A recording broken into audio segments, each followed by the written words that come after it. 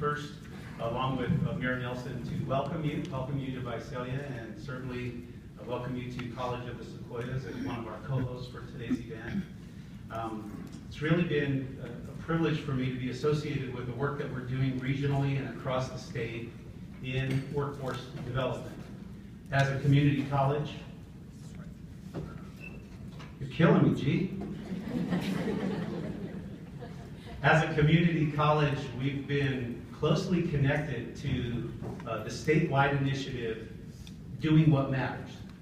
And if you are not familiar with it, you will become more familiar with it, but it really is another effort statewide to emphasize the importance of vocational and career technical education as one of those key elements to appropriate workforce development. Much in agreement with what Mayor Nelson said, I want to offer one additional thought to build on that. And that is that there are a lot of jobs available in our area and in our region that don't require four-year degrees. And there are a lot of jobs available in our area and in our region that may not require a two-year degree. But today, in today's day and age, in the digital age and in the age of technology and information, ranging from agriculture to healthcare, there aren't very many jobs that don't require higher skill sets and higher skill levels than what we traditionally defined in career technical education decades ago. So the new minimum standards, I believe, have changed, and we're all very much aware of that. I encourage you, as you go through the day-to-day, to think about a couple of things. The partnerships between high schools and colleges are incredibly important. We're working hard as a region, I think, to not only develop educated workers for the jobs in the industry that are here, but I want to encourage you to think about another thought, another responsibility that we have. And that's to develop education and skills of the population here for the industry that we would like to attract. Because what we have is we have a very strong demographic of our population that's ready to be trained, ready for training and education related to work. You will hear, and we hear it nearly every fall, if you pay attention to the local media, it came out a month or so ago in the paper, the Wallet Hub study that talks about the low education levels of our region.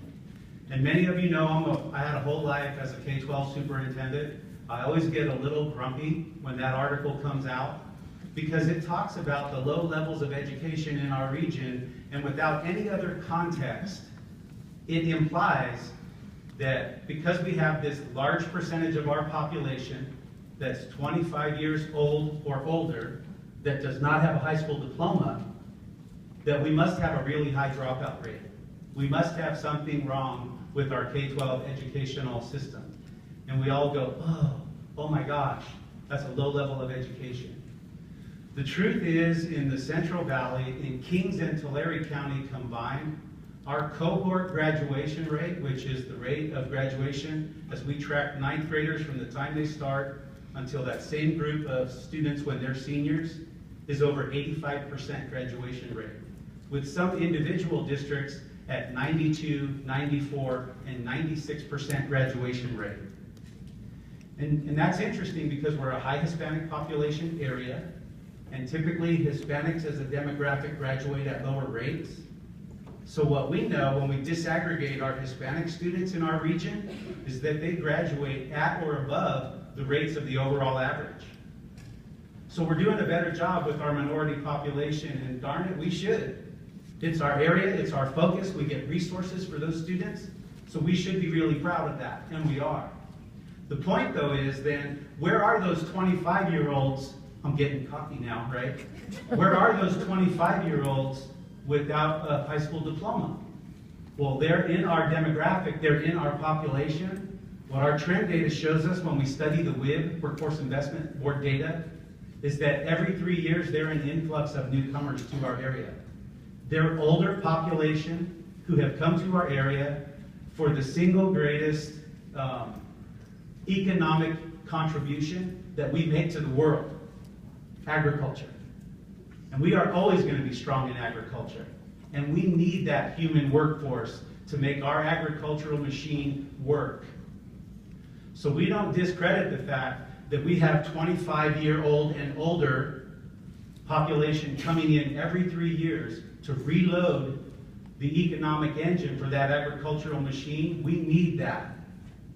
But it's unfair to take that demographic and say, because they're coming here with no high school diploma, they've never even been in our local school systems, that we must be a low-educated area. So we are an area that has a population of workers that I believe, rather than calling them low-educated, we should be calling them very, very trainable. Because we all at COS have had the same experience you have had. We've been able to take those 25-year-old and older population members, we've been able to interest them in shifting from the work that they came here for to work in other areas, including industrial maintenance, welding, machining, electrical, construction, and in 6 months, we can get those workers trained and certified with some state or national level of certification to be able to work and get hired by their employer. So that should be an attraction for an industry if we talk about that population as a trainable workforce rather than the low-educated demographic of our population. So I'm encouraging you to think about that as a mind shift, because we're all ambassadors for our educational system. And if we don't start talking about it that way, prospective companies are not going to look at it any differently either. So as we think about the work that we're going to do today, I'm catching Valerie out here, subtle, but she's saying, hurry up, Stan. Okay.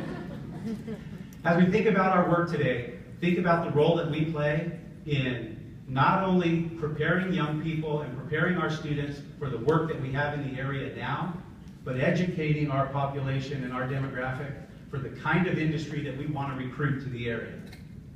We want higher paying jobs that require more education.